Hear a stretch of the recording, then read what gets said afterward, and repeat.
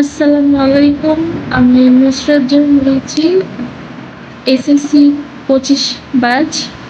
আমার corona positive আসছে। Corona virus positive.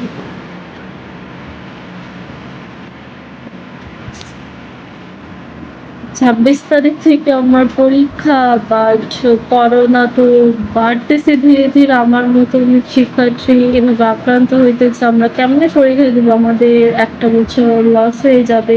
এটার দায়ভার তো আর সরকার নেবে না, আমাদেরকে দিতে হবে। লাইফটা অনেক নষ্ট হয়ে যাবে। তো সব দিক থেকে বিবেচনা করে যদি পরীক্ষা ২ মাস পেছানো যায় তো আমাদের জন্য স্বাভাবিক ওই পরীক্ষাটা দেওয়াও সম্ভব হয়। কারণ এখন ধীরে ধীরে অনেক শিক্ষার্থী আক্রান্ত হচ্ছে।